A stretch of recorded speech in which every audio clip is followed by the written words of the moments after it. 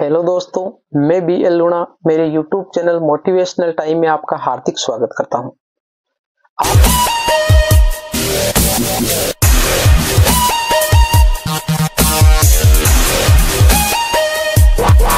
आज इस वीडियो में हम बात करेंगे कि मोबाइल में डूबता बचपन, यानी जो मोबाइल है उसमें बच्चे हो कितना खोए हुए हैं, मोबाइल का उसकी आम जिंदगी में कितना महत्व है या कितना प्रभावित उसको कर रहा है।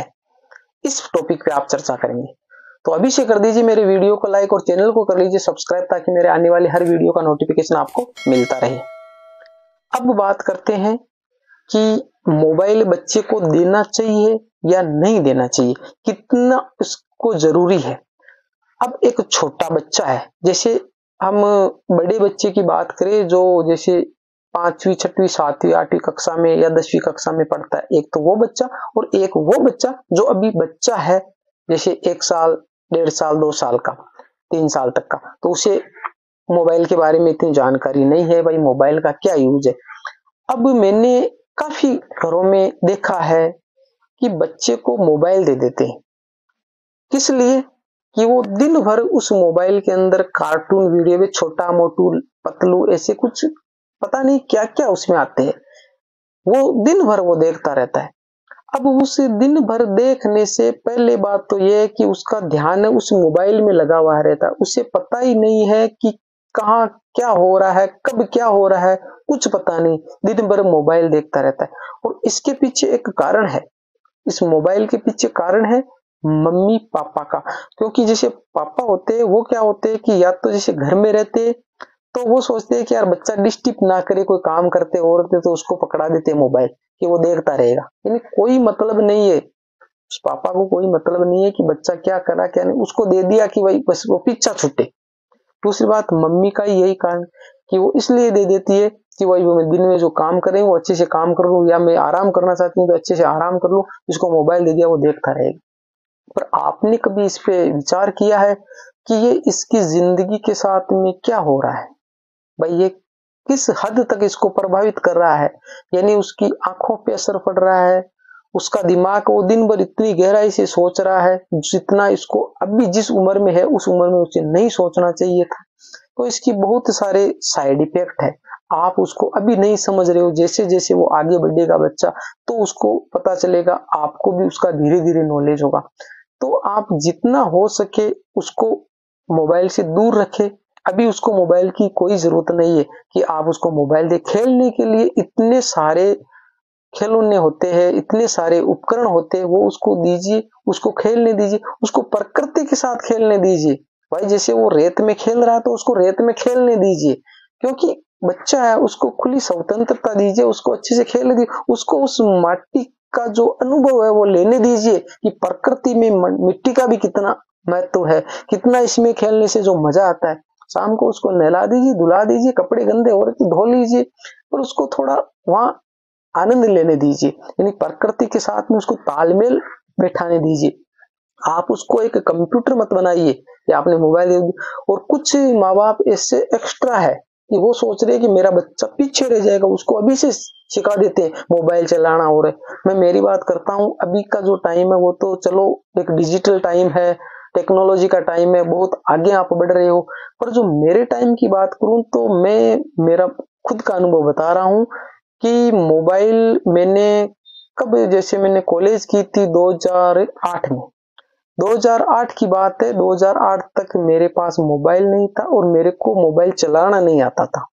2008 में किसी दोस्त के पास में एक मोबाइल था, तो मेरे मोहल्ले की बात करूं, किसी ने कहा था कि यार ये मोबाइल मेरे को खरीदना है। तो मैंने कहा कि यार एक मेरे दोस्त के पास में मोबाइल है और वो बेचना चाह रहा है। तो उसने कहा कि उस टाइम मोबाइल की कुछ वैल्यू थी, तो वो कीपैड वाला जो मेरे को याद है स्पाइस का, जिसमें जो MP3 आता था, जिसके अंदर रिंगटोन बजती थी, बाकी 1-2 MP3 वो गाने होते थे, तो वो मोबाइल था। तो उन्होंने बोला कि, मैंने कहा कि यार वो मेरे मोबाइल के अंदर है, वो मोबाइल खरीदना चाहते। तो उन्होंने कहा कि आप ये मोबाइल, मेरा दोस्त ही था तो उसने मेरे को दे दिया कि आप, जैसे मैं कॉलेज करा तो उन्होंने कहा आप उसको दिखा देना और सुबह लाकर मेरे को वापस दे देना। मैंने कहा चलो ठीक है। उन्होंने मेरे को मोबाइल दे दिया। मैं जब घर आया तो उनको दिखाने वाला था शाम को, तो उसको दिखाने से पहले क्या हुआ कि वो स्विच ऑफ हो गया। स्विच ऑफ हो गया और मेरे को इसके बारे में कोई नॉलेज नहीं था। मेरे को कोई नॉलेज नहीं था कि भाई ये स्विच ऑफ भी होता है।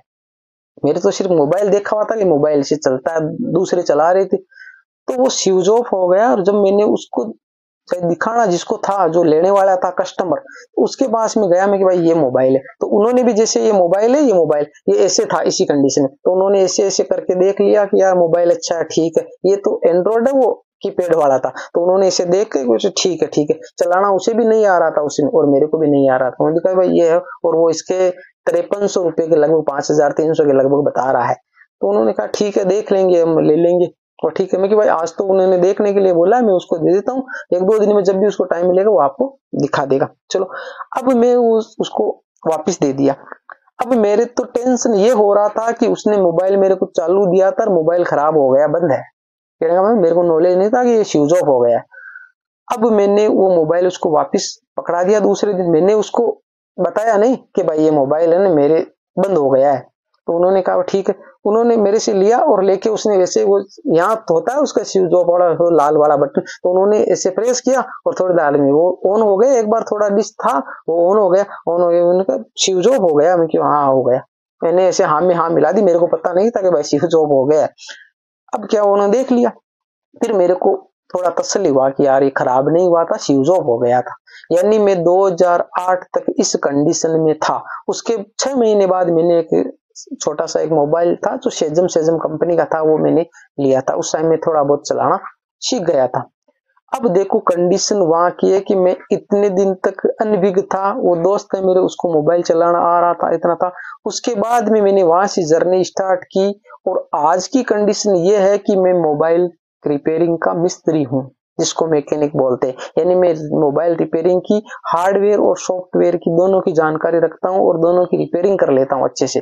ठीक है, अगर आप मेरा एक वीडियो है मैंने रिपेयरिंग की है, अगर मिलेगा मैं तो मैं आपको दिखाऊंगा, क्योंकि मेरा एक दूसरा चैनल है जिसको मैंने प्राइवेट किया, वीडियो उसमें मैं नहीं डालता हूँ, रिपेयरिंग के मैंने वीडियो, तो मैं वो रिपेयरिंग कर लेता हूँ। इतना नॉलेज हो गया। तो मैं इस उदाहरण से आपको ये समझाना चाह रहा हूं कि मैं उस कंडीशन में था कि मेरे को मोबाइल स्विच ऑफ हो जाए तो पता नहीं चलता था, तो मैं इतना आगे बढ़ गया। तो आप उन बच्चों को वो धीरे धीरे धीरे अपने आप आगे बढ़ जाएंगे। अभी उसको इतना है ना, आप एक्स्ट्रा करना चाह रहे हो कि आप मोबाइल देके उसको वही पता नहीं वो कमजोर रह जाएंगे, तो उसको अभी इस चीज की जरूरत नहीं। उसको अच्छे से प्रकृति के साथ खेलने दीजिए। अदर जो आते हैं आइटम खेलने के लिए, बहुत सारे चाइना वाले ने पता नहीं क्या क्या बना दिए, वो दीजिए, उनसे उसको खेलने दीजिए। जो शिक्षा से संबंधित है वो उनसे खेलेगा, प्रकृति के साथ में खेलेगा, रेत में धूल में खेलने दो उसको अच्छे से, वो ना स्वतंत्र हो। उसको मोबाइल की लत वो ना लगाए। पर मोबाइल की लत वो आपने इसलिए लगा दी है कि आपके जो वातावरण, उस वातावरण का उस पर बहुत प्रभाव पड़ता है। और जब वो बच्चा पेट में होता है ना, तो उसी समय मम्मी दिन भर मोबाइल चलाती रहती है और वो दिन भर मोबाइल चलाने का पूरा इफेक्ट उस पर पड़ता है कि वो आधा तो सीख के पेट से ही आ रहा है, उसको आधा नॉलेज तो वहीं से मिल रहा है, तो उसका पूरा फर्क पड़ता है। तो आप भी जब आपके पेट में बच्चा हो, यानी आपके गर्भ में बच्चा हो, तो आप भी ध्यान रखें कि आप उसका कम यूज करें, यानी मोबाइल का कम यूज करें। ठीक है, तो ये जो सिंपल सी एक मेरा अनुभव था, मेरी जो जानकारी थी वो मैंने आपके साथ में शेयर की है। अगर वीडियो अच्छी लगी है तो इसको लाइक करें, मेरे चैनल को सब्सक्राइब करें और ज्यादा से ज्यादा वीडियो को शेयर करें। मिलते हैं अगली वीडियो में, तब तक के लिए जय भीम जय भारत।